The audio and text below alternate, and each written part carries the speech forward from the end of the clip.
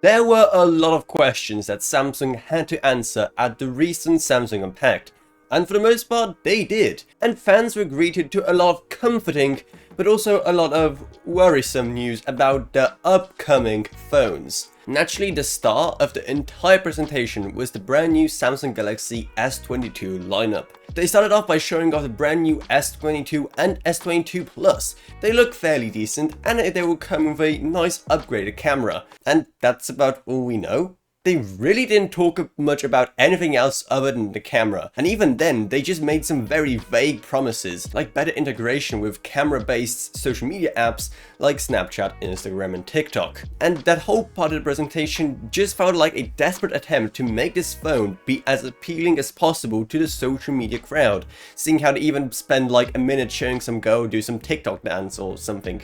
Was it a TikTok dance? I don't know. Call me old, but I don't use TikTok. Actually, don't call me old. I'm only 20, so you calling me old would make me feel even older, if that makes sense. So for the most part, the S22 and S22 Plus just feel like your run-of-the-mill standard generational upgrade. Slightly better screen, slightly better camera, slightly better battery life, etc. and etc. The place where things got real spicy is the S22 Ultra, or what you probably know as the Note. Yes, we've been wondering what's been happening to the Note for a long time now, and now we know. That's right, ladies and gentlemen, the Note is dead.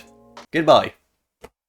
Oh wait, I need that. What we used to know as the Note is now just the S22 Ultra. It's not called a Note, but it looks like a Note. It has an S Pen built directly into it. It is pretty much a Note. And this part of the presentation was the one that most people were hyped about, including myself. And for the most part, the phone looks pretty decent. One of the main things you'll notice looking at this thing right at the bat is there is no camera bump. All four lenses of the camera setup are just individually poking out at the back of the phone.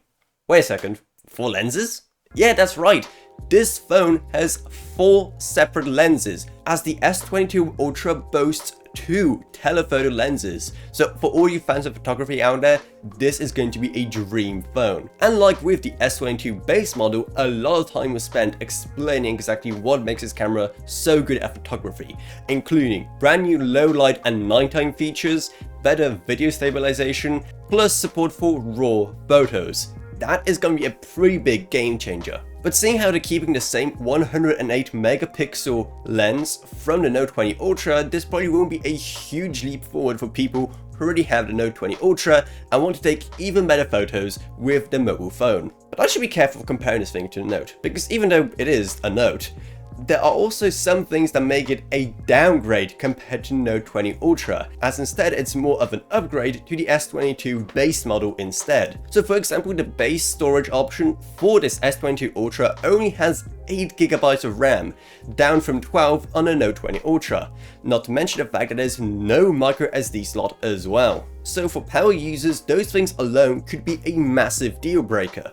Though seeing how I never really cared about how much memory my phone has, and I literally never even ran out of storage on my phones, literally any of my phones in my entire lifetime, then I literally couldn't care less. But I do know that a lot of you do push your phones to the limits, and for those of you, well, if you're hoping for a true upgrade from Note 20 Ultra, then I feel like you're just gonna have to wait for the S23 Ultra instead. That doesn't mean that there aren't a lot of new and exciting upgrades to this phone. I mean, they have to justify the $1,200 price tag somehow, but just be careful about choosing it over your existing Note 20 Ultra. But for me personally, I just don't see this phone having enough exciting features compared to even 1 or 2 generation old phones for it to be worth the upgrade for most people. But what do I know? Apparently the pre-order website crashed when the announcement went live, so apparently people are buying these things up regardless. Anyway, then the presentation moved on to the brand new S8 series of Samsung Galaxy Tab tablets. And well, it's about what you expect. A improvement to the screen, improvement to the cameras, improvement to the microphones, and an improvement to the looks. It's pretty much the same thing, but with the same small generational improvements, so nothing groundbreaking there. Yeah, towards the end the presentation did start to get a bit boring, but one thing I found very curious throughout the entire part is how often they brought up Microsoft products, because they brought up using your Samsung devices with Windows, Microsoft Office, and OneDrive a lot throughout the entire presentation. Is this just a sign of battle lines being drawn, with Samsung and Microsoft coming together to stop the behemoth that is Apple? It definitely sounds like it could be the case, but seeing how Microsoft have dropped out of the mobile game, or at least for the most part, then having a good and open ecosystem between the two will be beneficial for pretty much all of us. Well, unless you're an Apple user, in that case, why on earth are you watching this video? And they finally finished off talking about the Galaxy Watch 4 and some software and UI changes doing to it. And for all you crypto bros out there, you're gonna be really happy to know that Samsung Pay will now support crypto as well. Add to that the regular Samsung stuff of a few jabs at Apple, a few eco-friendly messages, and how they're using recycled fishing nets and whatnot to make their phones, and that's about it. No, nothing else interesting happened. Nothing at all. Yeah, so at the end of the presentation, they announced something that I would have imagined they would have hyped up more, but no. Out of nowhere, Samsung announced that they are expanding exactly how many generations of their products will receive OS upgrades to 4. That's in one area where Samsung has been really behind, and despite all their eco-friendly messaging they've been sending out in the past few years, it's something that they've been just refusing to address. But thankfully it looks like Samsung are finally catching up to Apple in that one area, so that is awesome to see. Well, let me know what you thought of the Samsung Galaxy Unpacked event down in the comments below. I'm definitely curious to see what you all think. And well, for me it looks like I will be keeping my Note 20 Ultra for at least one more generation, because even though the S22 Ultra looks pretty great, it didn't win me over. Besides, I have this thing on a contract for like one more year anyway. But anyway, if you like this video and you want to help support the channel, then the best way to do that is to support our channel on Patreon, because even just one singular dollar a month truly goes a long way, while you get awesome perks as well.